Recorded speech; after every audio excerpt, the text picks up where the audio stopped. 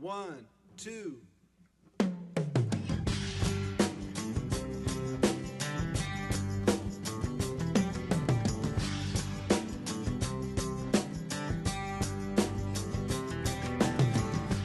This here's a story about Billy Joe and Bobby Sue.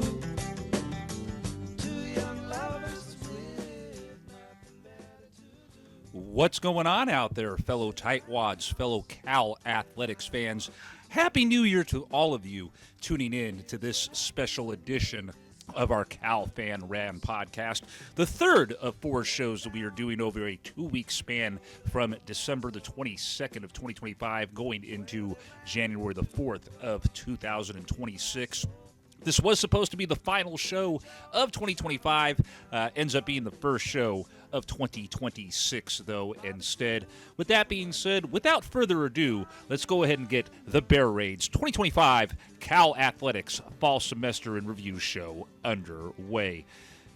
What's going on again out there, ladies and gentlemen, wherever you are tuning in from? This is your 30th and current sitting governor of Tightwad Hill, Keith Salminen, coming at you on New Year's Day, late afternoon, early evening here at Dub 6 Studios, located in the Diamond District of Oakland, California. I will be hosting this Fall Semester in Review show solo, as of course Donnie Knucklehead is out in Concord enjoying his New Year. Tito, of course, up in Antioch enjoying his time as well. And if y'all know Tad, you already know where Taddy is. Taddy's down in Pasadena, was taken in the sights and the action of the Tournament of Roses parade, and of course the Rose Bowl going on down there at the good old Rose Bowl in Pasadena. Got, of course, a lot to discuss and review on this special edition of the Bear Raid, which again is the third of four shows that are being done during a 2-week span. Again, this originally was supposed to be the final show of 2025. It was supposed to record and air, of course, on New Year's Eve. Plans ended up, unfortunately, changing with that. I woke up on New Year's Eve day, little groggy, burned out, tired. Last couple days, even to include last night, I've been kind of, waking up every 2-3 hours during the course of the night. And then one of those evenings, since we did the Cal football season review show, I had a night or two where I think I didn't go to bed until almost 2-3 o'clock in the morning just because of being uncomfortable and not being able to get settled in. So that caught up finally. It was just fried yesterday. Was in no condition to record this, so that's why I ended up doing a New Year's Day edition of this instead. So apologies for that, but hey, getting it done, getting it out of the way here, and getting ready to close out things, at least as far as things go with the fall programs that go down at the University of California, Berkeley, located, of course, in the good old East Bay of Oakland, California, or the East Bay of California. I don't know why I was about to say Oakland. I mean, technically, the University of California is on property that at one time was owned by the city of Oakland. So a little bit of tidbit and info right there for those of you that may not have known. Random Tightwad fact getting thrown y'all's your way right there. Before we get into things, obviously, just a little quick heads up on how we're going to be looking at, well, I mean, y'all probably already got a rough idea of how we're going to be going over and looking at things here with some of these sports. There obviously are going to be sports that we'll be recapping here that not only do stuff in the fall semester, but obviously have things going on during the spring semester as well. Cal Rugby and the basketball programs, just to use as 3 examples of that. So there will be programs that we're recapping on here that did do some stuff in the fall, regardless of what point in the fall they started, and will carry on over into the spring. And, of course, obviously, programs that only had their stuff go on during the fall semester, so football program, soccer programs, to use those as 3 examples of that. Also, obviously, for those of you that have followed and tuned in to previous editions of the show, you already know for the most part when it comes to me doing my recaps and review stuff, I get a lot of the details and info that I need off of the calbears.com website, which has everything for all the athletic programs there. For the most part, they're usually pretty good about putting up recaps and whatnot, but there have been times where with some of the programs, they do forget to put stuff on there for some reason or another, so apologies, of course, in advance if that does end up happening with some of the programs that we end up covering here. On that note, let's go ahead and get this 2025 Cal Athletics Fall Semester in Review show underway here. get things kicking off with the first two programs that we will take a look back here at what they did in the fall of 2025 at the University of California. One of those sports, of course, exclusive to the fall. The other one getting its start in about the mid to late fall and will be carrying over into the spring. And, of course, is one of three sports that you can watch from Tightwad Hill technically. So we'll be covering two of those three sports that you're able to watch from Tightwad Hill. Third one is Cal softball, but that's going to be obviously not eligible to do this year with them rebuilding the softball field. So we'll have to wait and see once things are constructed and done with the new softball field if we can still watch Cal softball from up there. But these first two programs that we'll take a look back at, and in one's case, take a look at what they have on tap going into the spring, are two of those three sports that you can, of course, watch from Tightwad Hill. The main one, obviously, and the program that we've always been the most dedicated towards covering, doing things with, and being associated with in the 102-year history of Tightwad Hill, going on to 103 years now, basically, at this point, of course, is the Cal football program. And real quickly here, let's take a look back at how Cal football ended up performing in 2025. They began the season on the road back on Saturday, August the 30th, up in Corvallis, Oregon, where they took on an old former Pac-12 foe to kick off the season in the Oregon State Beavers. California winning that contest to begin the year by a final score of 34-15. September the 6th would see the first home game of the year for your California Golden Bears, as they, of course, would host Texas Southern at California Memorial Stadium. Lopsided victory in that one for your California Golden Bears, as they would go on to win that contest by a resounding score of 35-3. September the 13th, they would be in Berkeley for a second weekend, as they, of course, would host the Minnesota Golden Gophers in what ended up being a little bit of a back-and-forth contest, but Cal improving to 3-0. When it's all said and done with that one against Minnesota, as they ended up winning that contest by a final score of 27-14. September the 20th would see Cal close out the non-conference portion of their 2025 schedule on the road in San Diego, taking on the San Diego State Aztecs. Many, of course, assuming the program would have finished things off there with a non-conference schedule going 4-0 and easily being able to handle the Aztecs. Ended up not being the case, as the Golden Bears got shut out in that contest on September the 20th against San Diego State by a final score of 34-0. September the 27th would see the first ACC contest of the year for your California Golden Bears, as they would start off ACC play on the road at Boston College. Back-and-forth battle that your Golden Bears would end up winning by a final score of 28-24. October the 4th would see Cal back in Berkeley for a matchup against Duke. Cal looked like they had control early in the contest. Ultimately, though, for Duke to ride things out the rest of the way, as Duke would go on to win that game in Strawberry Canyon by a final score of 45-21. October the 17th would see Bill Belichick and the North Carolina Tar Heels come into town for a contest that many, of course, in the Cal Rhythm family that used to be fans of a certain team that bounced off to Vegas, and many of us no longer support. Definitely were coming out to talk smack and support Cal and root against Bill Belichick. Game that, especially with how North Carolina was playing up to that point and pretty much how they'd been playing over the course of the entire season, you would have thought that Cal would have ended up easily winning that contest. Ended up not being the case. The reality is, with the way things ended up going in that one, it's a contest that many there probably expected that once it was done playing out, Cal should have lost. Nail-biter that, of course, Cal ended up winning as a result of a defensive stand on the goal line and causing a fumble. Cal beating North Carolina back on October the 17th by a final nail-biting score of 21-18. October the 24th would see them go back out on the road for an ACC throwdown at Virginia Tech that would take two overtimes to ultimately decide in a very thrilling back-and-forth battle that Cal unfortunately would lose in double OT by a final score of 42-34. November the 1st would see the Bears back in Berkeley, taking on the college that, of course, Tad originally went to when he started his career in college academia. That, of course, would be the Virginia Cavaliers. Again, another situation where, Cal had control of things early and just could not hold on to it, as Virginia would end up beating Cal in Strawberry Canyon on November the 1st by a final score of 31-21.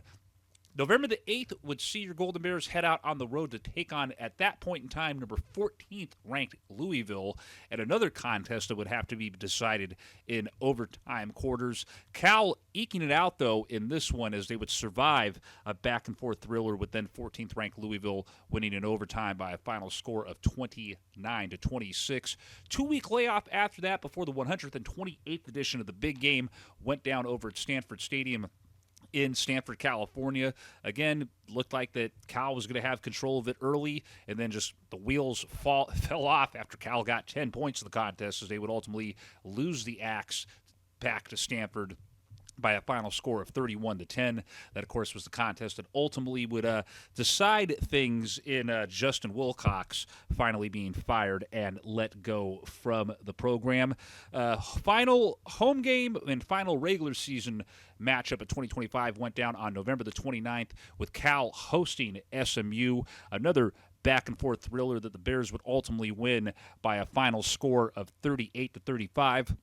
Cal would close out their 2025 season with a bowl appearance after they, of course, finished off the season with a 7-5 record. First time appearing in the Sheraton Hawaii Bowl, facing off against the Hawaii Rainbow Warriors. And yet again, it was another game that just unfortunately displayed the trend that we would see with the program for the majority of the season. Even in the games they won were just they would go out to an early lead, take their foot off the gas, let an opponent march back into this, and unfortunately, in Cal's case, they weren't able to survive this back and forth thriller, as they, of course, would end up taking the L in the Hawaii Bowl to Hawaii by a final score of 35-31.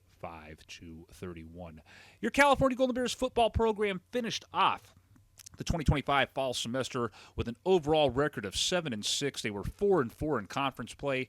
Finished off the season with a loss. That loss, of course, being that game over in Hawaii in the Hawaii Bowl. They were 4-2 at Memorial Stadium this season. They were 500 record of 3-3 away from Memorial Stadium, and their lone loss at a neutral site, which gave them an 0-1 record at neutral sites in 2025, ended up, of course, being the matchup in the Hawaii Bowl. So another up-and-down season for Cal football. Obviously, a lot to look forward to with a new regime coming in going into 2026 with Tosh Lapoy obviously taking over the reins and pretty much cleaning house and bringing in a whole new coaching staff. I want to say it looks like pretty much at this point the only holdover is Rwalovich, who, of course, took over as the interim coach after Wilcox was fired. He'll be sticking around to run the QBs and will be the assistant head coach once again. But pretty much outside of that, whole lot of new faces coming into Bear territory when it comes to the football side of things, and you got at least three or four individuals from the staff that are coming in now that are Bay Area natives. You're going to have two Keiths from Oakland, by the way, up in Strawberry Canyon. Yours truly, and of course one of the new head coaches that came in, and at least three of those guys Tosh ended up poaching away from the Oregon staff. So definitely a lot to look forward to when it comes into things with 2026. For a little bit further breakdown on how things went down in 2025 for your California Golden Bears, to include a look ahead to what Cal's got going on in 2026 and quick little breakdown of those new members of the coaching staff. You haven't had a chance to check it out, definitely be sure to check out our 2025 Cal Football Season in Review show that we recorded back on December the 28th. That's up on the YouTube channel, so definitely make sure to check that out if you have not yet. Full further breakdown of things with the 2025 season. Look ahead to 2026. Full look at the coaching staff breakdown as it was at that point in time on December the 28th. That broadcast, of course, featuring myself, the 29th and Emeritus Governor of Tightwad Hill, Tad Dillinger III, and guest host, the Boss Man, who, of course, sat on Tightwad back in the 90s, and, of course, for many of you out there that are familiar with the Boss Man, tag team with me for over a decade plus over on our sister broadcast of A's Fan Radio. Final sport, obviously, it's not going to be the last sport we're covering here on this fall semester in review edition of the Bear Radio. We've still got a whole bunch to look at, but the final sport that we'll look at for this segment of this broadcast before we take our first break on this special edition of TBR is one of the other sports that you can, of course, watch from Tightwad Hill, and where you can, of course, catch us a little over 9 days from now for the home opener for this program. That is, of course, the Cal Varsity Rugby program, which is the first of some of the sports we'll be recapping here tonight that don't only play in the fall, but, of course, also play during the spring semester as well. Here's how things went down for Cal Rugby in the fall portion of their 2025-2026 schedule. They began the year at the West Coast Sevens down in Los Angeles, where they, of course, defeated San Diego State by a score of 29-17, took a loss to UCLA 38-5, beat Western Washington 27-0, took a loss to the University of San Diego 24-19, beat Long Beach by a final of 36-10, took out USC by a final score of 38-0, and then beat UCLA by a final of 37-0 to win that tournament down in Los Angeles. All that, of course, going down on September the 27th. October the 11th would see them partake in the West Coast Sevens throwdown over at Stanford, where they would, of course, begin that matchup with a 66-0 defeat of Stanford. They would take down Oregon by a final of 24-10, take out Oregon again in a shutout score of 43-0, beat UCLA 35-10, and then defeat Grand Canyon 38-5, defeat San Diego State 47-7, defeat San Diego State again by a final of 31-5, and then, of course, win that West Coast Sevens throwdown title at Stanford over Grand Canyon by a final score of 55-0.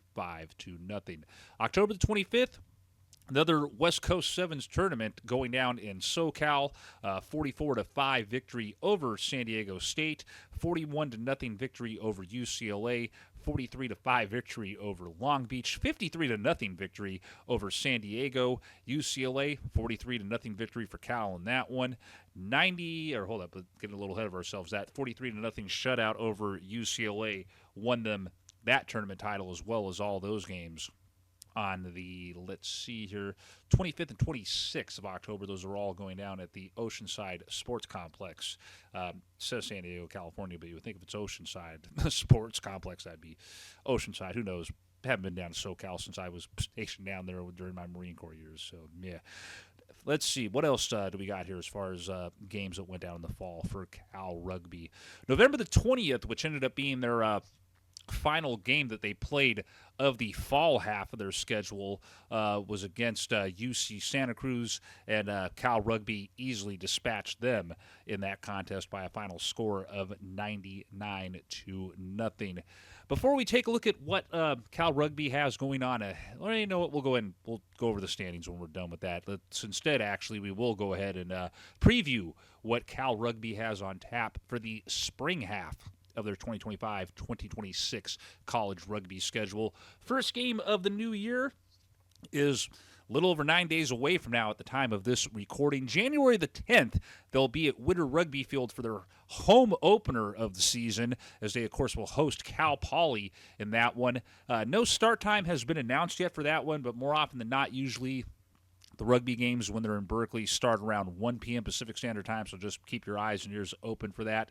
And again, Saturday, January the 10th at Witter Rugby Field against Cal Poly. You will have a reserve grade match that will follow that first game as well, so technically you will have two matches going on up there, and of course you'll find me, Taddy, and anyone else from the Tightwad Crew that shows up over there in our usual spot, which of course is that little area that's circled in yellow right there, right along Centennial Drive. That area you see circled right there, that's where we all usually hang out for the Cal Rugby matches. All right, let's take a look at the rest of the spring schedule for Cal Rugby. January the 17th, the Dennis Star Classic going down from the 17th through the 18th down in Los Angeles. We'll have to wait and see how many matches the program will have during the course of that. January the 24th, they will be back in Berkeley for a matchup against the Olympic Club at the Witter Rugby Field. January the 31st, a trip down to Los Angeles to take on UCLA. February the 7th, they will be up in Vancouver, British Columbia, taking on the University of British Columbia. February the 14th, they'll be down in Tucson, Arizona to take on Arizona. February the 16th, they will stay in Arizona as they will throw down on the road in Phoenix at Grand Canyon University. February the 21st, they will be back in Berkeley for back-to-back. The first of back-to-back home matches is on February the 21st. Cal will host BYU at Witter Rugby Field. March the 7th, Navy will come into town for a throwdown in that one.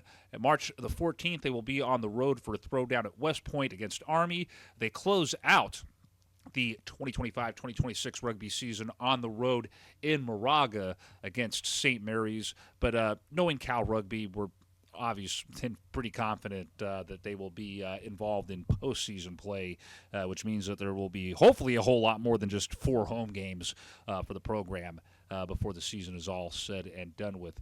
Heading into the start of the second half of the season for Cal Rugby on January the 10th, Cal Varsity Rugby currently is 19-2 overall. They have not yet played a conference matchup. They're on a 17-match win streak, 1-0 at home. Have not played an away game yet. I guess they counted one of the tournament games as a home game for some reason or another. In neutral site matches, they are 18-2. I think that's a misprint. That neutral site thing should be 19-2 since they haven't played at home or they haven't technically played a road game yet at this point in time. I think obviously they meant to put that Santa Cruz matchup maybe as should have been who knows. That's on them to figure out at the Cal website, not me. So yeah, that of course wraps up the review and preview for the Cal Varsity Rugby program, and of course wraps things up here in the first segment of this broadcast. But we still got a whole lot more to take a look back and recap before this 2025 fall semester in review show is done. We come back at you, of course, from this first break on this broadcast. We will go ahead and take a look at what's been going on with Cal women's basketball, Cal men's basketball, Cal women's soccer, Cal men's soccer, Cal volleyball, and Cal field hockey. Don't go anywhere. We'll be right back at you here in a bit on the Bear Raids 2025 Cal Athletics Fall Semester in Review Show.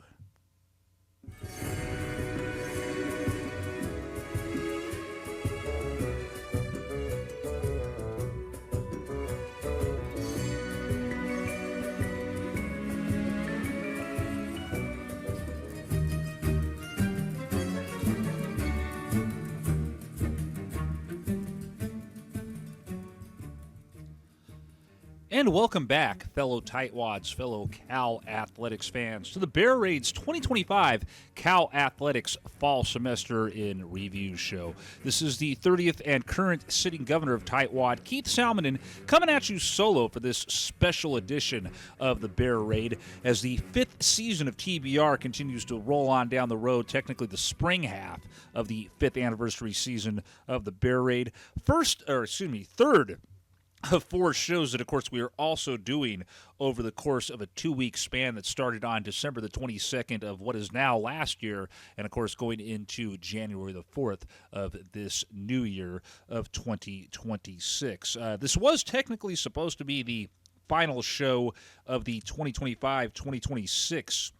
Let me start over with that again. This was supposed to originally be the final show of the 2025 season, or final show of 2025, ends up being the first show of 2026 instead, as of course I was just a little bit burned out on New Year's Eve day and just was not able to get it done. So that's why this, of course, is being recorded and thrown at y'all on New Year's Day instead. On that note, let's go ahead and continue on down the road here at taking a look at programs that did stuff at the University of California during the fall semester. And obviously, as we go through some of these sports, we will have some sports that will be carrying over into the spring as well. But good chunk of these programs we're looking at pretty much are exclusive to doing stuff in the fall. That is not the case, however, with the first 2 sports that we'll be looking at here to lead off this segment on the show for what, of course, is the evening here for me, but who knows what it is, whatever time it is that y'all are watching this recording. This and the other program that we'll be looking at is, of course, we will begin things here in the second segment with the hardwood programs at the University of California. These are both programs that, of course, start in the late fall semester and carry on over into about the middle of the spring. That, of course, being the women's and the men's basketball program at the University of California. We'll start off first, of course, with what Donnie likes to refer to as the Lady Golden Bears, the women's basketball program. They began their season on November the 3rd in Outplay 2005, playing over in Paris, France, against the Vanderbilt. They lost that contest, though, to begin the year by a final of 74-65. They played an exhibition contest, by the way, prior to that, back on October the 28th at the Haas Pavilion against Westmont College, but again, exhibition game, that didn't count. First game of the year, of course, November the 3rd, a 74-65 loss against Vanderbilt. November the 9th was the first home game of the year for the Lady Golden Bears. Of course, they would win that first home game over Sacramento State by a final score of 69-52. November the 11th would see them host the University of the Pacific at the Haas Pavilion. Cal would be victorious yet again, winning that one by a final of 60-52. Raising the Bar Invitational, powered by Cal, beginning on November the 15th. Cal taking on Charlotte at the Haas Pavilion on the 15th and won that contest by a final of 69-44.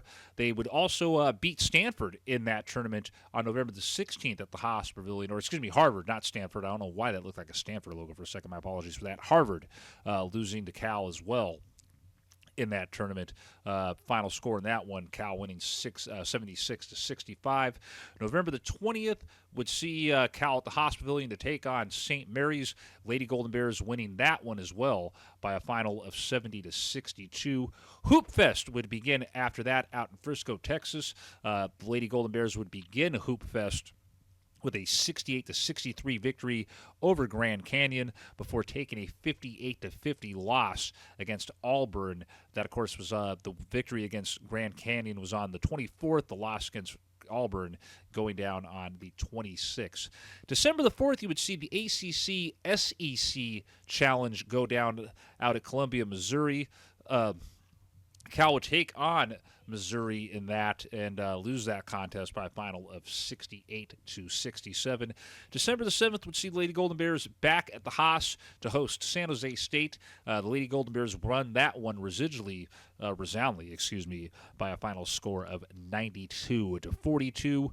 Idaho would then come into Cal after that on December the 10th. Another victory for the Lady Golden Bears in that one by a final of 68-61. December the 14th, Cal would head over to Stanford to battle it out with the Lady Cardinal. Cal, unfortunately, losing that contest by a final score of 78-69 to open up the ACC portion of the schedule. December the 21st, you had the Bay Area Women's Classic going down at the Chase Center. Home game, technically, for the Lady Golden Bears, though they would be at the Chase Center taking on USC. Back and forth battle, Cal unfortunately losing that by a final score of 61-57. December the 28th would see them win and close out their final game of the fall half of their schedule with a 91-50 win at the Haas over Cal Poly. They began the spring portion of the schedule technically today with the matchup against North Carolina, but we'll go ahead and save recapping that for when we do show number 53 on January the 4th. So they began the year on the road at North Carolina. January the 4th, which is the same day that show number 53 of the Bear Raid goes down, they're on the road at North Carolina State. January the 8th, they come back to take on Duke. January the 11th, they'll also be at the Haas to host Wake Forest. January the 15th, they head out on the road to take on Syracuse. January the 18th, they will be on the road taking on Boston College. January the 25th, they'll be back home to host Stanford. January the 29th, they will take on Notre Dame at the Haas Pavilion. Let's see here. February the 1st, they will be at the Haas as well, hosting Louisville. February the 5th, they will head out to Atlanta to take on Georgia Tech. February the 8th, they will be on the road at Pittsburgh to take on Pittsburgh. February the 12th, they come back to the Haas to host Virginia. Virginia Tech will be at the Haas to take on Cal on February the 15th. February the 19th, they will be on the road in Tallahassee to take on Florida State. February the 22nd, on the road as well in Miami to take on Miami.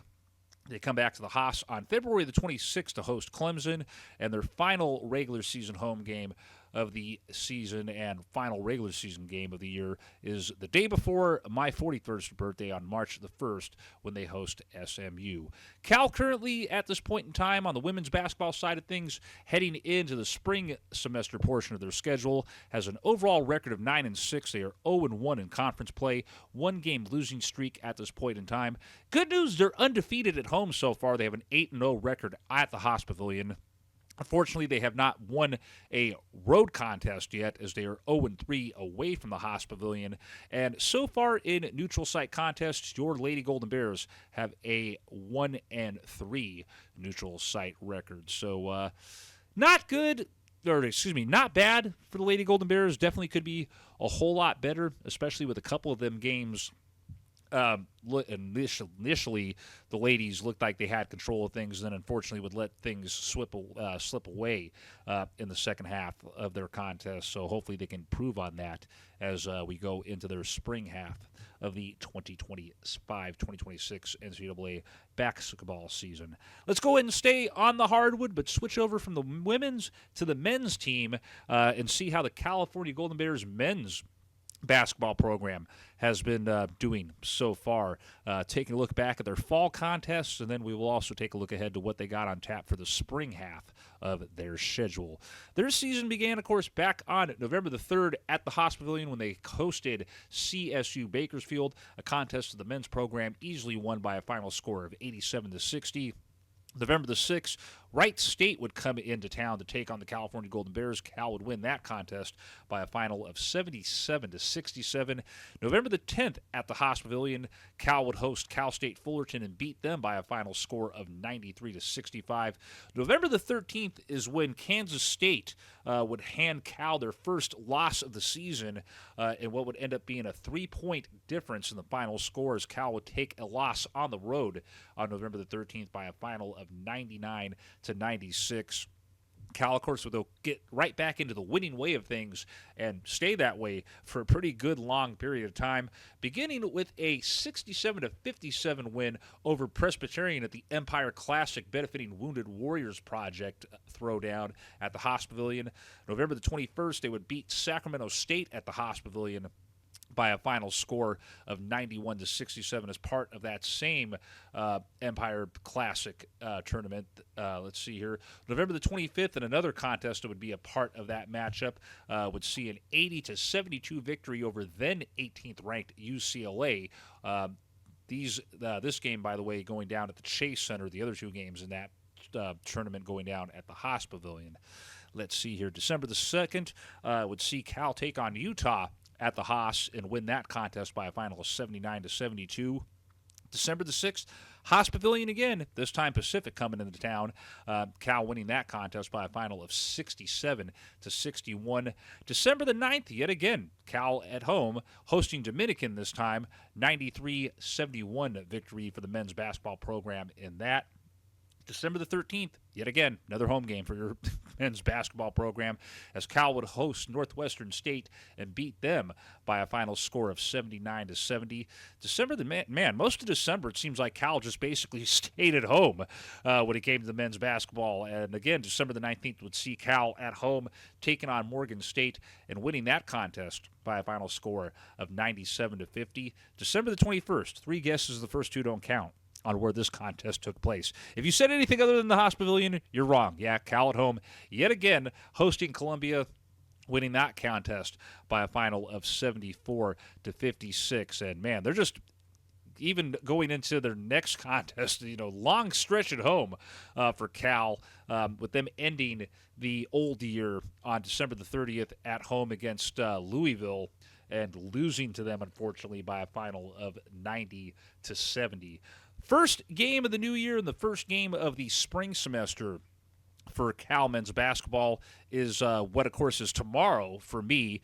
Who knows what it is and if it's already happened if you're tuning in and listening to this recording. But January the 2nd is the first game of 2026 and the spring semester for Cal men's basketball as they will host Notre Dame at the Haas Pavilion. So yet another home game for California Golden Bears on January the 2nd. They will then finally go on the road with a road game on January the 7th at Virginia, a road contest on January the 10th at Virginia Virginia Tech. Back in Berkeley on January the 14th to host Duke. Another home contest on January the 17th against North Carolina.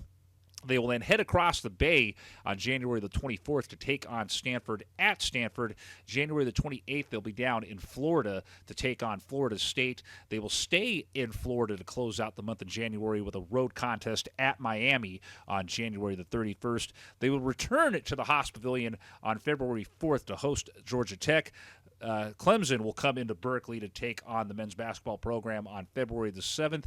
February the 11th, they will head out to New York for a road contest at Syracuse. They will stay out on the road for a road matchup at Boston College on February the 14th. February the 21st, they come home to take on Stanford for a contest at the Haas Pavilion. February the 25th, a home matchup against SMU. And then the final home game and final regular season game for men's basketball will be on February the 28th at the Haas Pavilion against the University of Pittsburgh. Men's basketball currently at this point in time, got to scroll back up here, has an overall record of 12-2. They have yet to play a conference game. They're on a one-game losing streak at this point in time.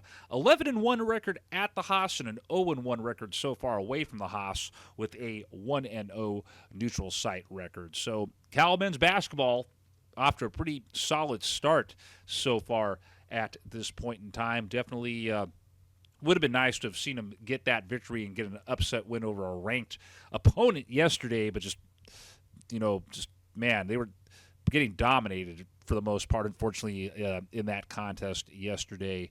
Against who is it against? They were playing against Louisville at that point in time. They got within 11 at one point, about the middle of the second half, middle to tail end of the second half against Louisville. Cut the lead to 11, but just never were really able to get the lead under 11 at that point in time, and ended up dropping the contest by 20 points. So definitely team with a lot of fire in their belly, and it's going to be definitely interesting to see how the men's program does the rest of the way off, and hopefully some of that can maybe rub onto the women's program as well, as you got a men's team that, again, only has 2 losses right now versus the women where they're 3 games above 500 at this point in time at 9-6.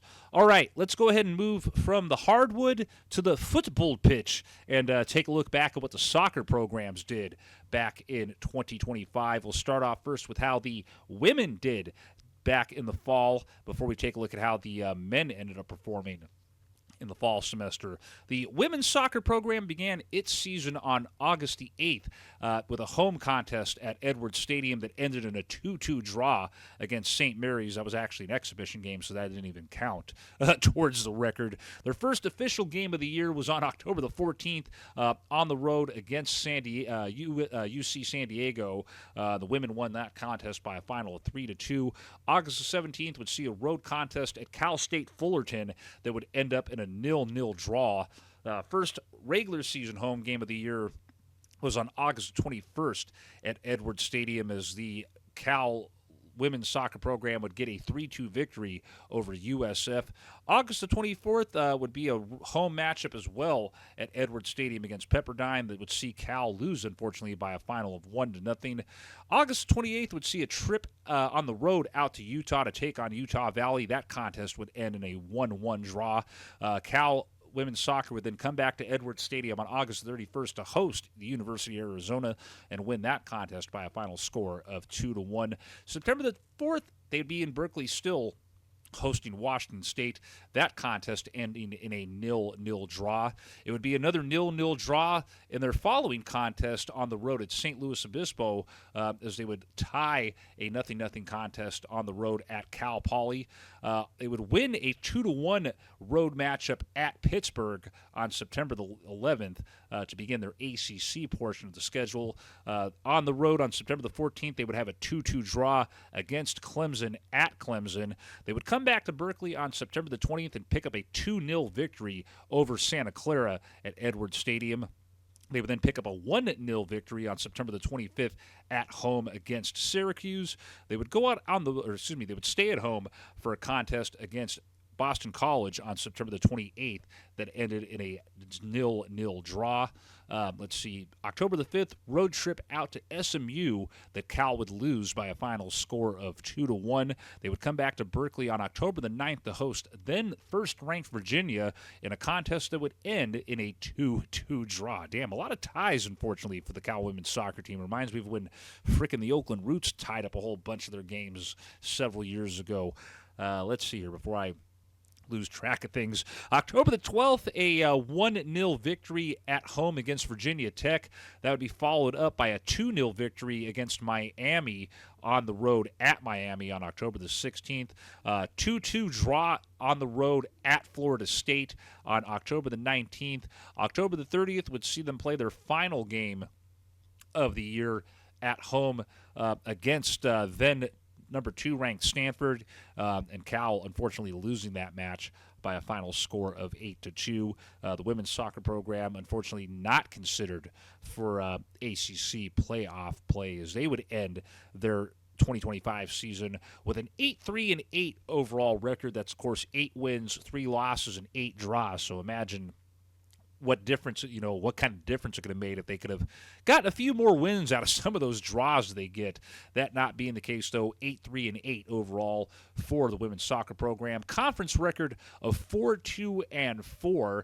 They finished off the year with a 1-match loss streak. They were 5-2-3 at Edwards Stadium this past season. They were 3-1-5 away from Edwards Stadium in 2025, and they finished off the year with no neutral site contests. So not that bad of a season, a 632 win percentage with a 600 win percentage in conference play. But just again, man, kind of similar almost to how things were with that one Oakland Roots team. I think it was at 20. It was one of the early years in the USL. I forgot exactly where it is, but they had a whole bunch of ties similar to this situation, where had they won half of their ties they got that season, the Roots would have been the top team in the conference, and maybe you would have had a similar situation happen here with the women, but that ended up not being the case, as they, again, 8-3-8 overall and missing out on the postseason in women's soccer. Let's go ahead and stay on the football pitch, as, of course, we will now take a look at how the men's program ended up doing over the course of the 2025 men's soccer season. They, of course, began their regular season on the road at Moraga back on August the 21st and began the year with a 3-2 victory at St. Mary's. They would pick up a 1-0 road win over UCLA on August the 24th before they would play their first home game of the year on August the 28th against USF at Edwards Stadium. They would unfortunately lose that home contest by a final score of 2-1. August 31st would see the Bears play UC San Diego to a 1-1 draw at Edwards Stadium. They would then go out on the road for their first ACC match of the year on September the 7th against Boston College, which they, of course, won with a 2-0 victory. They would take a 3-1 loss on the road at Cambridge on September the 10th against Harvard, a 1-1 tie against Duke in Berkeley on September the 14th, a 3-1 loss at Clemson on September the 19th, 1-0 victory over UNC Asheville at Asheville, North Carolina on September the 23rd. They would get shut out 2-0 against Syracuse in Berkeley on September the 27th, 4-0 shutout loss at Dallas against SMU on October the 3rd, would fall 2-1 against Wake Forest in Berkeley on October the 11th. Let's see here. October the 22nd, they would pick up a 6-1 victory over Radford in Radford, Virginia. They would then take a 3-2 loss on the road at Virginia Tech on October the 26th. Okay, yeah. 3-2 loss at Virginia Tech on October the 26th. They would then close out the regular season with a 1-0 victory in Berkeley against Stanford. They would begin make things interesting trying to play for the ACC championship in soccer. They began that playoff round, of course, with a 2-0 victory over Duke on November the 3rd. November the 9th, they would host Pittsburgh at Edwards Stadium and beat them 1-0 to advance to the semifinals. Unfortunately, the semifinals is where it would end for Cal men's soccer in 2025. Of course, on November the 13th, they would end up suffering a 2-1 loss to Virginia. Cal men's soccer finished off the year with an 8-8-2 record, so 8 wins, 8 losses, and 2 draws. They were 2-5-1 in conference play. Ended the year with 1 loss. They were 2-3-2 at Edwards Stadium. Played a little bit better away from home in 2025 as they were 6-4 on the road. They had 1 neutral site contest in 2025, and they ended up losing that contest by losing that 1 neutral site contest with a 0-1 neutral site record. So a year where technically by the records, the women actually did better than the men, but men ended up going to the postseason and almost ran the gauntlet and started upsetting squads in the postseason, only for it to end against Taddy's old alma mater of Virginia Tech. So definitely not too bad of a year for either of the soccer programs, and it'll definitely be interesting to see how those 2 squads perform when things start back up for them in the fall of 2026. All right, we got 2 more sports to take a look at here before we take our next break here on the Bear Raids 2025 Cal Athletics Fall Semester in Review show. Volleyball is where we will turn our attention to next during this segment of the broadcast as we take a look back at how the women's volleyball program did during the course of the 2025 season. Let's see here. It began the year on August 29th with a 3-1 victory in Berkeley over San Diego State. They would follow that up with another victory on August 30th. They would take a loss on August 30th against San Diego State. San Diego State would seek a little bit of revenge and win by a final of 3-0. Let's see here. August 31st, they would pick up a 3-0 victory at the Haas Pavilion against USF. Let's see here. September the 6th, they would take a loss on the road versus Wright State by a final score of 3-2. Would then get shut out by then number 1 ranked Nebraska on September the 7th by a final of 3-0. September the 10th, they would beat Vanderbilt in Berkeley by a final of 3-2. September the 12th, they would take a 3-0 loss at Cal Poly. September the 13th, another 3-0 loss, this time against San Jose State. September the 17th, they had a 3-2 loss versus UC Davis. September the 20th, 3-2 loss versus LSU. September the 21st, a 3-1 loss against then number 19th USC at USC. Women's volleyball would finally get back into the win column with a 3-0 victory at Virginia Tech on September the 27th. Stay in the win column with a 3-1 victory on the road at Virginia, but then end up falling back into the loss column with a 3-0 loss in Berkeley on October the 3rd against then 6th-ranked Louisville, another 3-0 loss on October the 5th at home against Notre Dame, 3-1 loss on October the 10th at Syracuse, another loss, this time losing 3-1 on October the 12th at Boston College. They would pick up a 3-2 win against then 14th ranked Miami in Berkeley on October the 16th, but then go right back into the losing side of things with a 3-2 loss at home against Florida State, a 3-1 loss on October the 24th on the road at Georgia Tech, a 3-0 loss on the road at Clemson on October the 26th, a 3-0 loss at Wake Forest on Halloween. November the 2nd, they would have a 3-1 loss on the road at North Carolina State. 3-0 victory on November the 7th at home against Duke before getting 3-0 thrown right back in their face when they lost on November the 9th at home against then 15th-ranked North Carolina. November the 14th, a 3-0 loss at the Haas against then 10th-ranked SMU. November the 16th would be a 3-1 loss to then 3rd-ranked Pittsburgh at home. November the 19th, a 3-0 loss on the road to then number 5th-ranked Stanford. Another 3-0 loss on November the 23rd against Stanford, this time in Berkeley. November the 26th, they would get a 3-0 win at home versus Boston College, and then they would close out the season with a 3-2 victory on the road November the 28th at Duke. So looked good initially to begin the year for the Cal volleyball program, but when it was all said and done, unfortunately, 9-21 overall record, 6-14 conference record. They did finish off the year with 2 wins, so it's a little bit of a positive. 6-8 at the Haas Pavilion. They were 3-10 away from the Haas Pavilion, and a neutral site record of 0-3 in 2026. So definitely a lot of improvement that needs to go into things there for the women's volleyball program.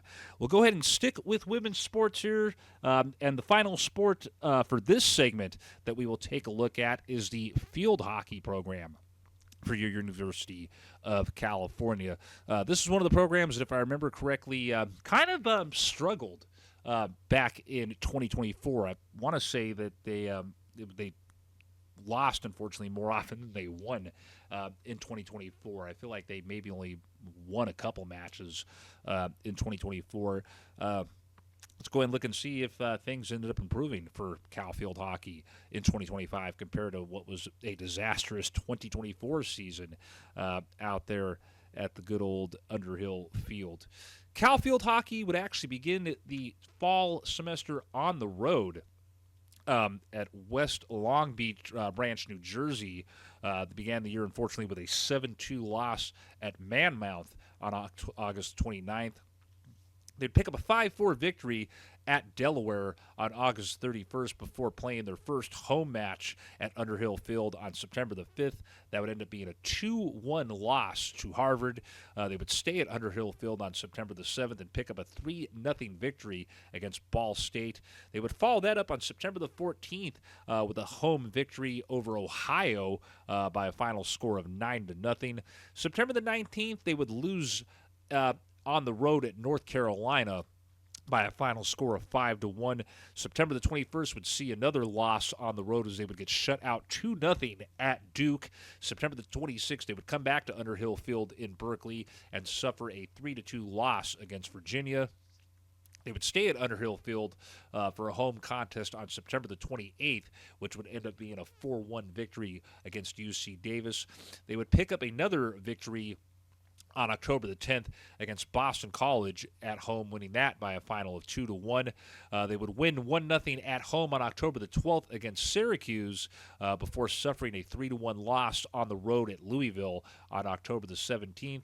They would take a 6-2 loss on the road at Wake Forest on October the 19th, pick up a 2-1 win on the road at UC Davis on October the 24th, pick up a 3-1 victory at home against Stanford on October the 30th before falling in the first round of the playoffs against Duke by a final score of 7-1.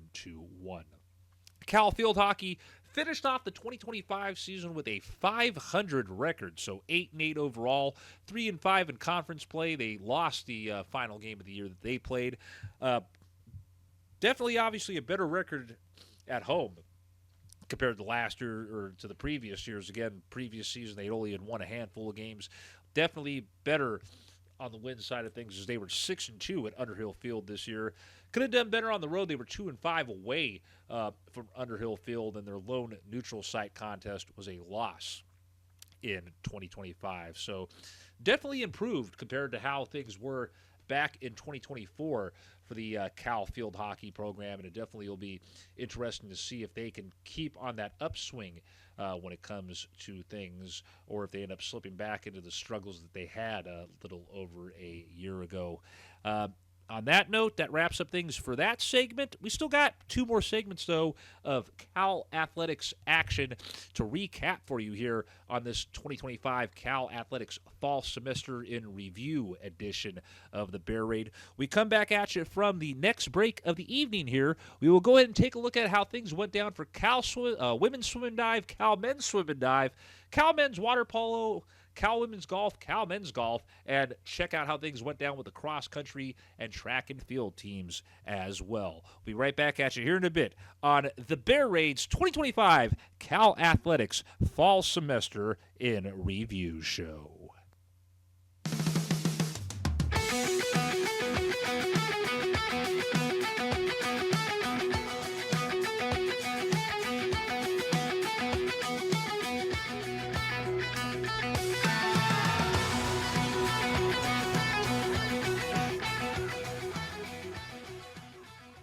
Welcome back, ladies and gentlemen, fellow Tightwads, fellow Cal Athletics fans, as we continue on down the road here with the Bear Raids 2025 Cal Athletics Fall Semester in Review Show. It is again the 30th and current sitting governor of Tightwad, Keith Salminen, coming at you solo for this Fall Semester in Review edition of the Bear Raid. As, of course, we take a look back at programs that only did their shindig during the fall semester at the University of California. A couple of programs, obviously, as you all have seen so far over the course of this broadcast, that obviously have stuff going on, not just in the fall, but in the spring semester as well.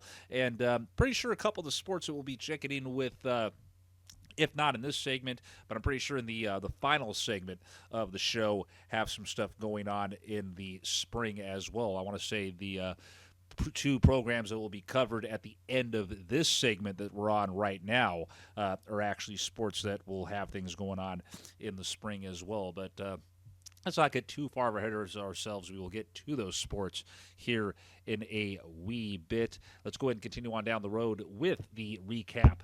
Apologies, there's accidentally hit the mic with my hands. Let's go ahead and continue on down the road with recapping what Cal Athletics did during the fall semester of 2025. For this segment, we will go ahead and start off in the pool as we will take a look at what a couple of the three of the aquatic programs were up to last year, and if any of these programs will have things going on going into the new year. And in fact, two of the three programs that we'll be touching bases on that take place in the pool will still be going on in the spring. And that, of course, is the women's swimming and diving program and the men's swimming and diving program as well. We'll start off first with the women's swim and dive side of things before we get into the men. Let's see here. They started off things with the Triton Invitational, which went down in La Jolla, hosted basically by UC San Diego. That was on October the 10th and October the 11th. They finished off that tournament in first place out of 5 teams that took place in that little throwdown. October the 24th through October the 25th was the ASU Stanford Tri-Meet, which Cal ended up winning their matchup against Arizona State, 233 to 107. They would lose their matchup against Stanford, though, by a final of 190.5 to 147.5. Let's see here. November the 7th, they had a matchup against Stanford in triple distance at the Spiker Aquatic Complex. So that's in Berkeley, technically, right there. But they're not showing anything for a recap as far as that goes. Let's see here. December the 4th through the 5th, the women's program, or December the 4th through the 6th, the women's program took part in the Minnesota Invitational, and they ultimately finished in first place out of 6 teams in that. December the 8th through the 16th was the USA Winter Diving Nationals out in Midland, Texas. And I actually remember now from recapping this on one of the shows back in December, they never put up anything for what happened during that USA Winter Diving Nationals. And I think the men were supposed to be at that too, and nothing happened. So don't know if they ended up not doing that. Don't any idea if the CalBears.com forgot to put stuff up there, but nothing on there for that. But that ended up being the fall portion of things for women's swim and dive. The spring portion of the women's swimming and dive program goes as follows.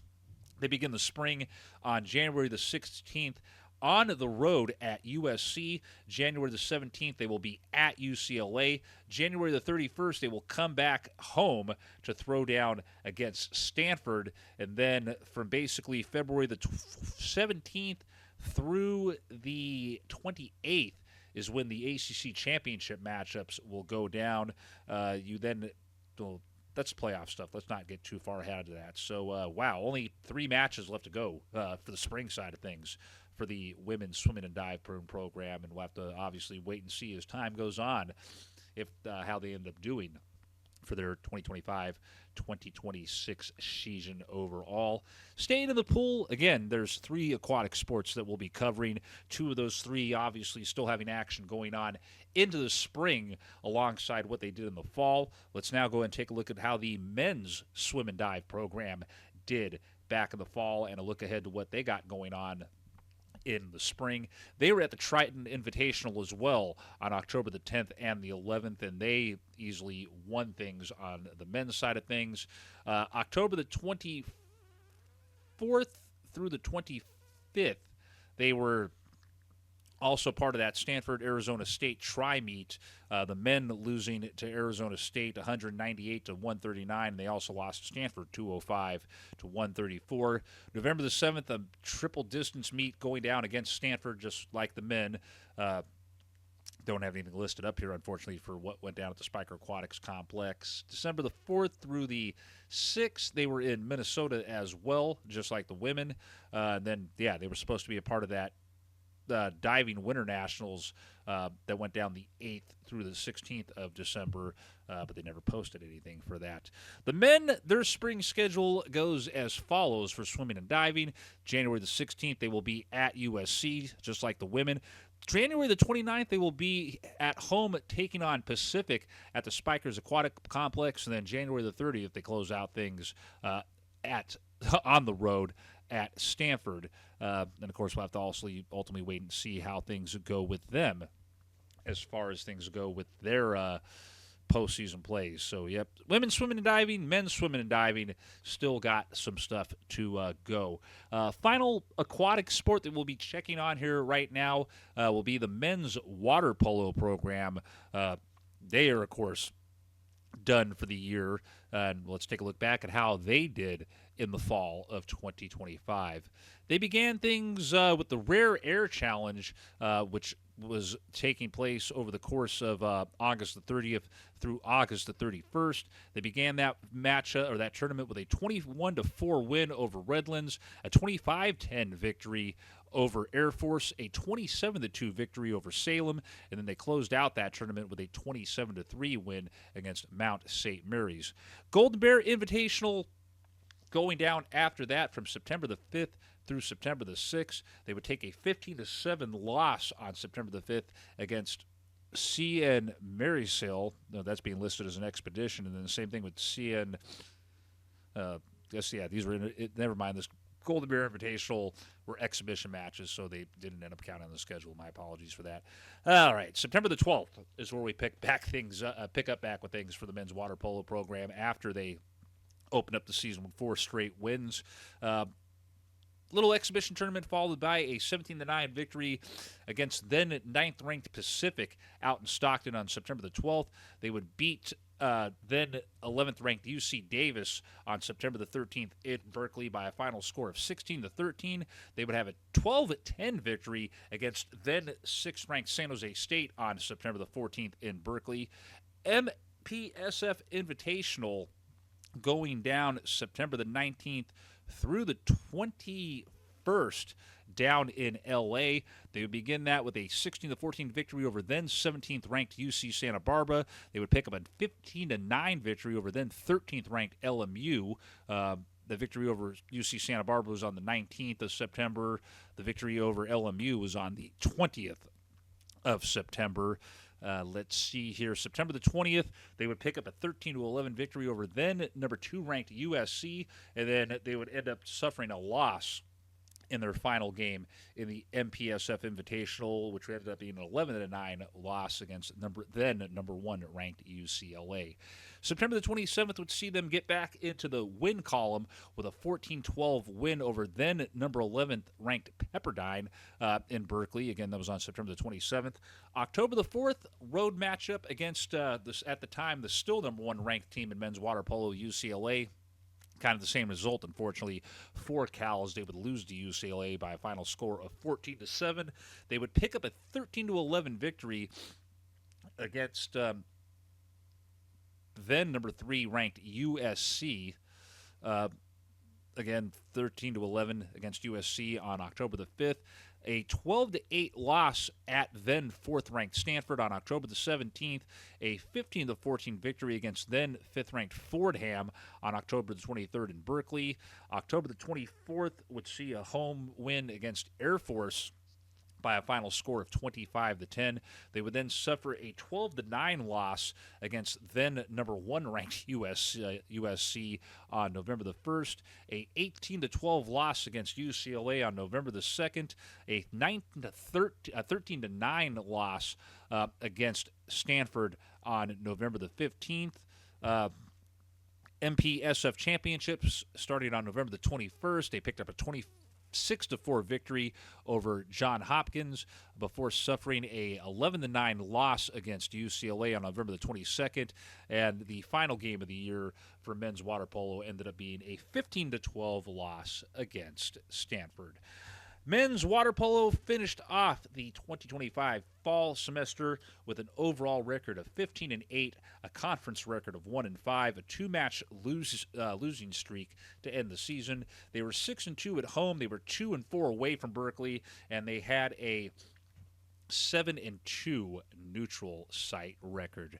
Let's go ahead and move from the pool to the golf links now and see what the men's and women's golf programs have been up to so far in the fall and what they got going on in the spring semester.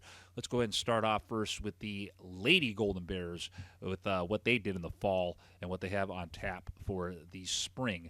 Fall portion of the schedule for Cal women's golf began on September the 9th with the let's see here, the Annika Intercollege Gate tournament, which went down September the 8th through September the 10th. Don't really have anything showing up here for that.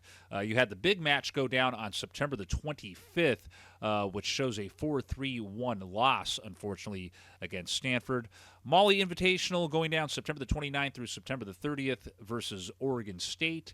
You had the St. Andrews Link College Gate going down October the 13th through October the 15th. Which ultimately Cal won 4.5 to 1.5 against Princeton.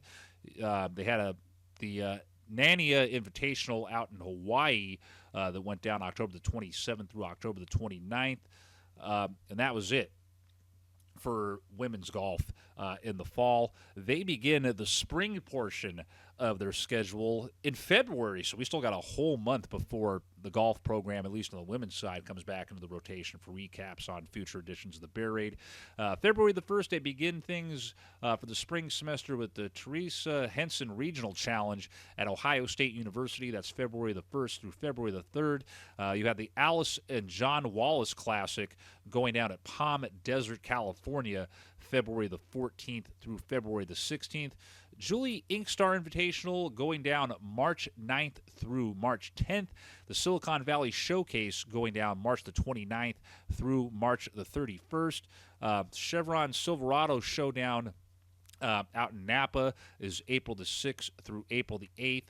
And then, of course, you got the playoffs on the ACC side for women's golf beginning in April. So, again, February is when things will pick back up on the women's side of things for golf. Let's go ahead now and take a look at things on the men's side of the golf links at the University of California. Just waiting there for the... Did I forget to... I guess apparently I forgot to put the men's golf logo into the broadcast. Just stand by here with me real quick, ladies and gentlemen. I'll go ahead and rectify that one real quick. Wow, this is actually the first time in a minute I've had to do a mid-show edit here on the Bear Raid. So, pop in a little logo right there. Y'all are probably going to get to actually see a little behind-the-scenes look of how we do things here normally on the Bear Raid. So, yeah, don't know how that ended up happening, but there we go. Now we got the correct logo on there. Let me remove that one from in the background, and voila, there we go. Now it's fixed. Now it says men's golf. instead of having back-to-back women's golf logos on there. Sorry about that, ladies and gentlemen. Now, let's go ahead and see how the men's program fared with their fall portion of their schedule. And just like with the women, what they have on tap going into the spring. Men's golf started on September the 8th through September the 10th with the Folds of Honor Collegiate Tournament, which went down out at American Dunes Golf Club in Michigan. After that, September the 22nd through the 23rd, they took on Washington at the in the Tyndale tournament. They got nothing on there though for that. Big match on the 25th against Stanford, 4-3-1 loss in that one. St. Andrews Links College Gate for the men going on October the 13th through the 15th, which they lost 4-2 ultimately to Princeton. Preserve Golf Club Collegiate going down the 27th through the 28th at the Preserve Golf Club out in Carmel, California. And they don't have anything down for that either, and that ended up being the last thing that the men's program did in the fall. Men's golf, they start a little bit earlier than the women. Women start at the beginning of February, the men starting near the tail end of January, but still a couple shows before we end up recapping and previewing things with them on normal editions of the Bear Raid. Spring semester schedule things for men's golf begins on January the 26th through the 27th as part of the Omni Tucson National out in Tucson, Arizona. You have the J. Burns Intercollege Gate going down out in Hawaii, February the 15th through the 17th. Cabo College Gate going down March the 1st through March the 3rd.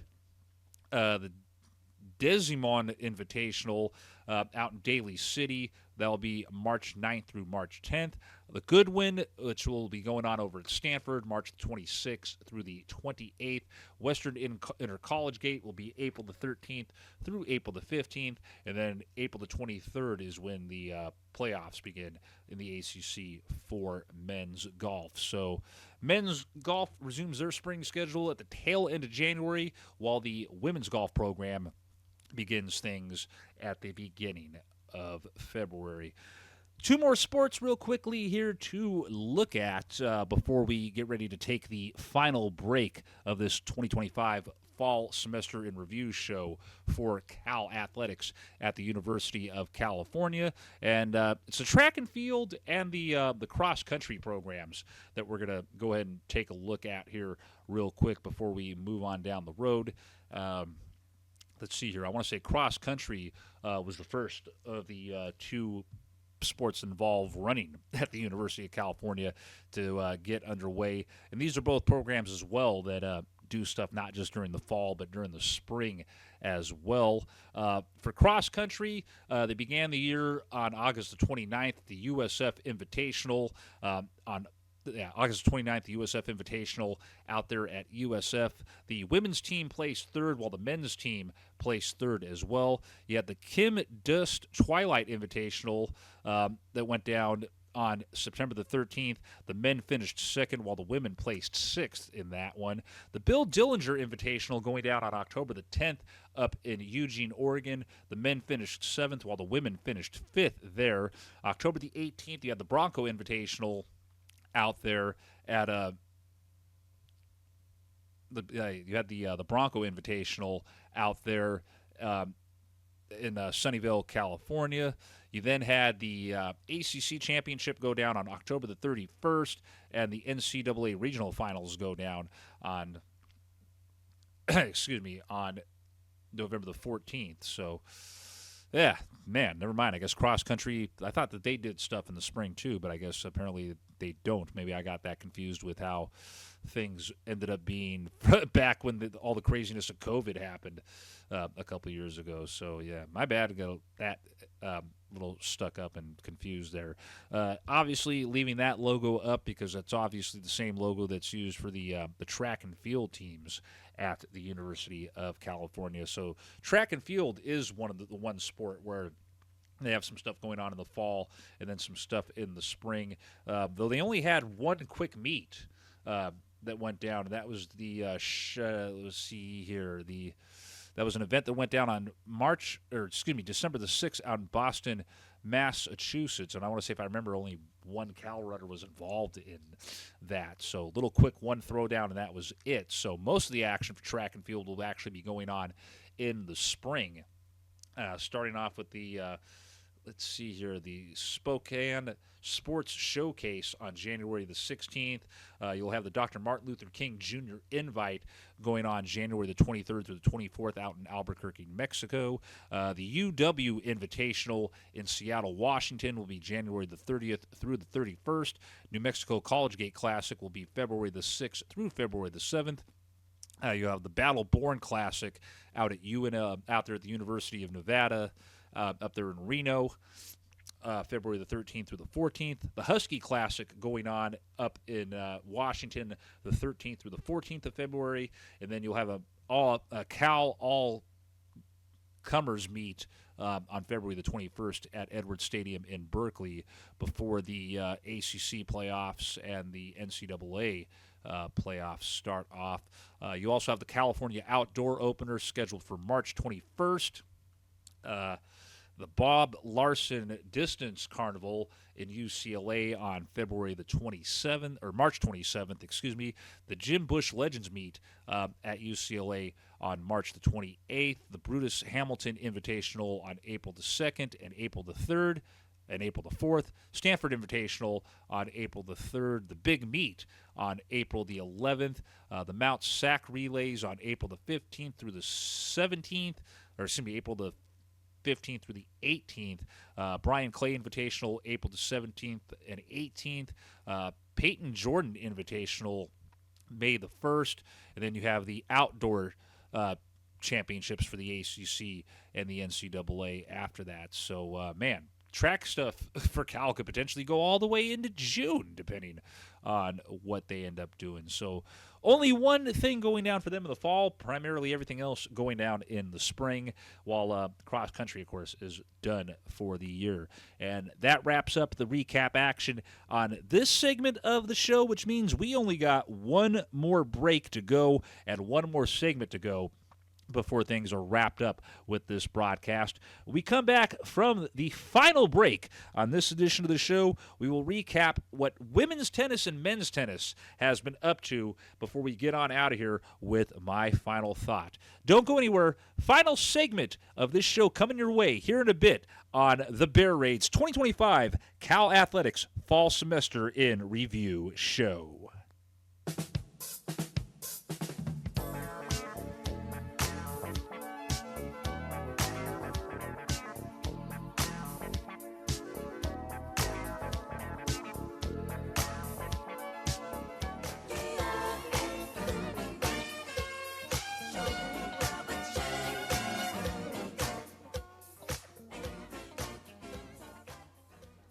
All right, ladies and gentlemen, fellow Tightwads, fellow Cal Athletics fans, let's go ahead and get this final segment out of the way, done and over with, so that way y'all can go on and enjoy the rest of your evening, afternoon, morning, complete utter darkness if you're listening to this from a spaceship for somehow means or some way, if you're some random extraterrestrial that likes checking out Cal Athletics Talk for some random ass reason.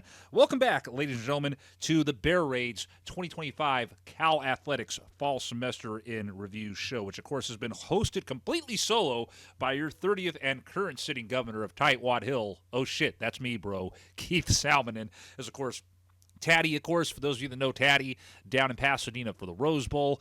Donnie Knucklehead Hudson enjoying his new year out there in Concord, California. And Tito Sochild doing Tito things up there in Antioch.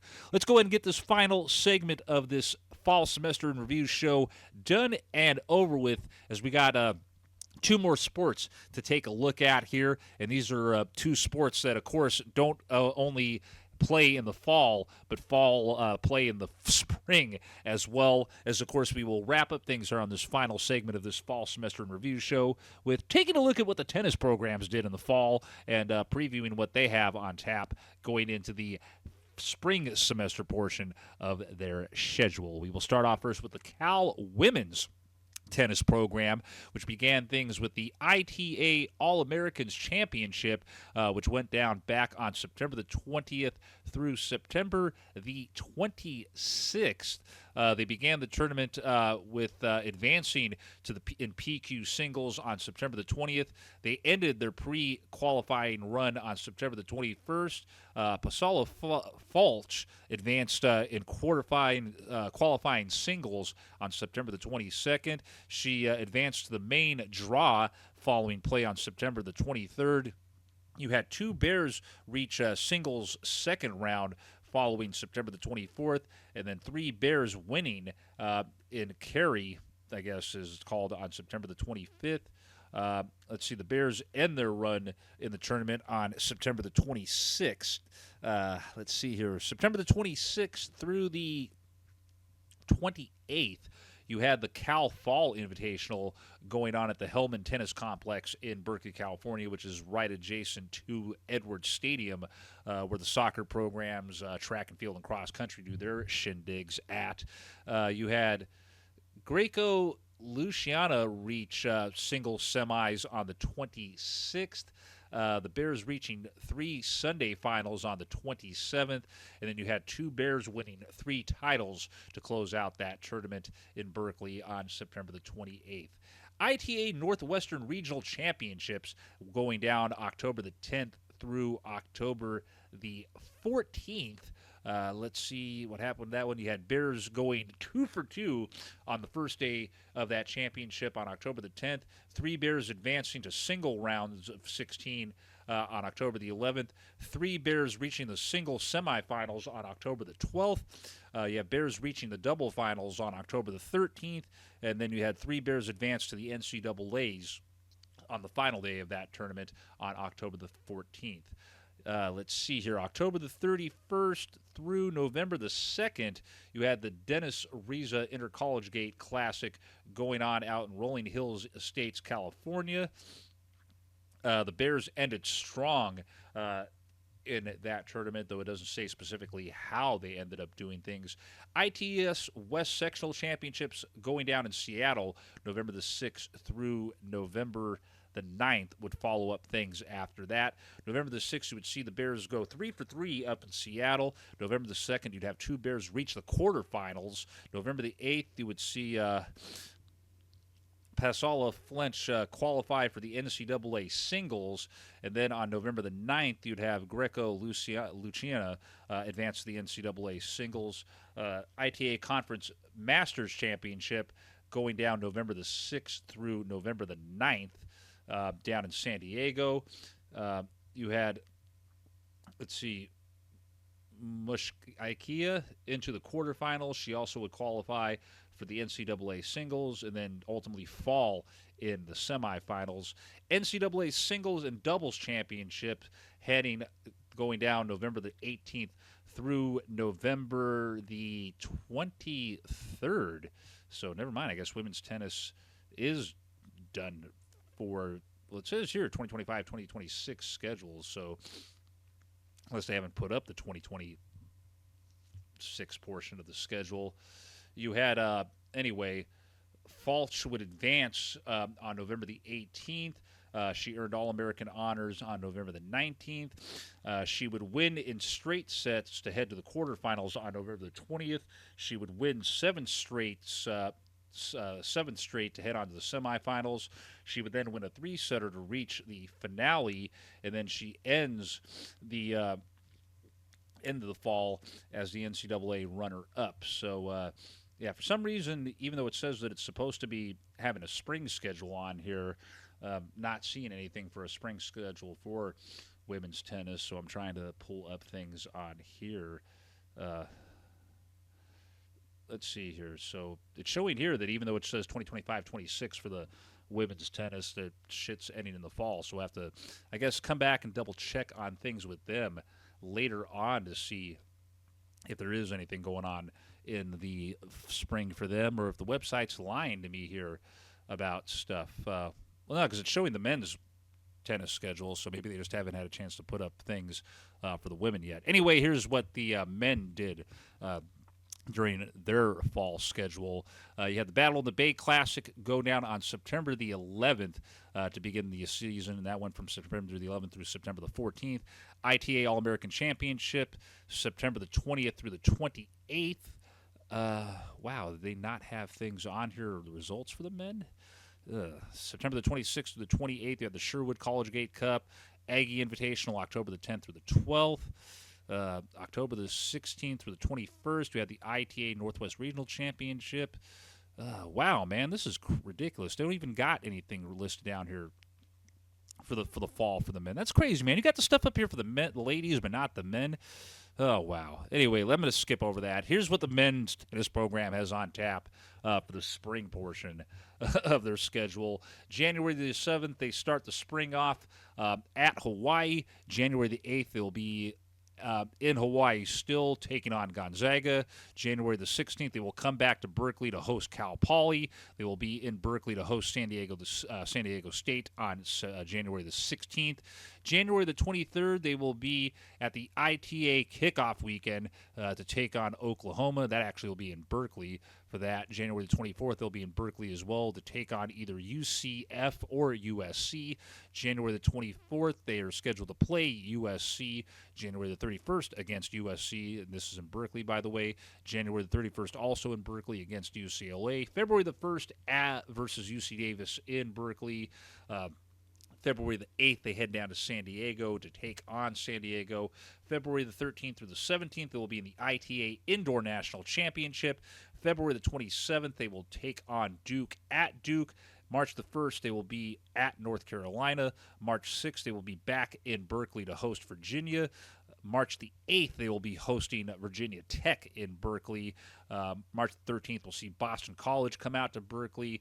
St. Mary's comes out to Berkeley on March the 13th. SMU in Berkeley on March the 15th. They will then head out to Louisville on March the 20th to take on Kentucky. March the 22nd, they will be in South Bend to take on Notre Dame. They will be at Clemson on March 26th. March 28th will be at Georgia Tech. April the 3rd will be in Berkeley against North Carolina State. April the 5th at home versus Wake Forest. April the 11th at home versus Stanford. And then you got the playoffs starting in April around the 15th. So that's what it looks like for the men heading into the spring. I'm going to have to obviously jump back online at some point and see where the hell the schedule for the women's tennis program is, if any, for the spring. And that finally, ladies and gentlemen, concludes recapping what went down for Cal Athletics in the fall. And we thank you for dealing with the shenanigans of that and bearing through with obviously some sports me being familiar with and having a quick grasp of things on, and some others struggling a little bit, but hey, is what it is here on this show. As always, ladies and gentlemen, for the latest information pertaining to the Bear Raid, be sure to check things out at aesfanradio.com/the Bear Raid, presented by Tightwad Hill. Follow us at our original social media home on Facebook at facebook.com/Tightwad Hill official. Damn, I was getting sidetracked there and doing the old ad stuff for the old A's Fan Radio podcast. If you're on Twitter, be sure to follow us over there as well at Tightwad Hill 23. Check out past editions of our podcast over on YouTube at youtube.com/A's Fan Radio. And that is, of course, where you can catch us when we resume the regular editions of the Bear Raid with show number 53 on January the 4th. And that, of course, will be the fourth and final show of 4 shows that we are, of course, doing over a 2-week stretch from December the 22nd of last year into December 4th of this year. On that note, final thoughts from yours truly here on this fall semester in review show for Cal Athletics. As always, ladies and gentlemen, thank you for tuning in to this Cal fan-produced podcast. It is brought to you by a soon-to-be 103-year-old pile of dirt overlooking a 103-year-old college football stadium in Strawberry Canyon. Support is always appreciative from y'all, regardless if you follow all the athletic programs at the University of California. There's only a few that you follow, and then you just sometimes check out stuff here to see either how good or how bad we're able to recap things.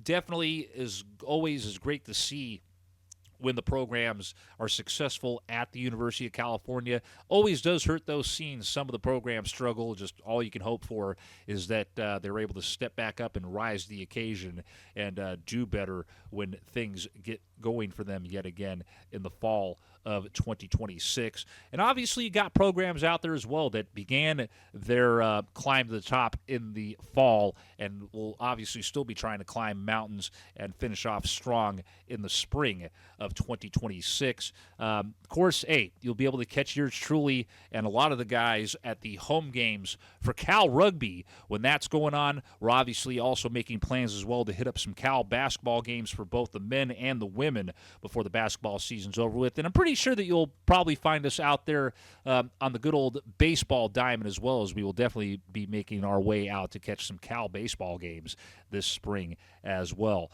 On that note, on behalf of the rest of the cast here at the Bear Raid, this is your 30th and current sitting governor of Tightwad Hill, Keith Salminen, signing off.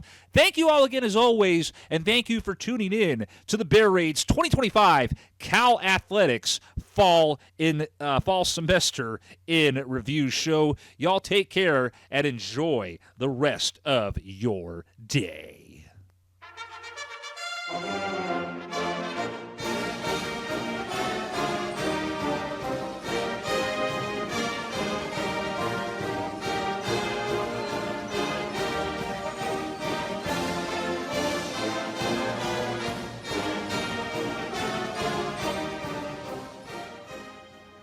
The views and opinions of our cast, our guests, and our listeners are in no way, shape, or form affiliated with Cal Athletics, the University of California, the Athletic Coast Conference, or the NCAA. Thank you all again, as always, for tuning in. Be sure to join us for show number 53 of the regular editions of the Bear Raid on January the 4th, and catch us with all our regular show broadcasts every 2 weeks or so after that. Until January the 4th, ladies and gentlemen, take care, be safe out there, stay blue, stay gold, and of course, roll on you Bears! Take care, everybody, and also, Happy New Year to my fellow members of the Calgorithm.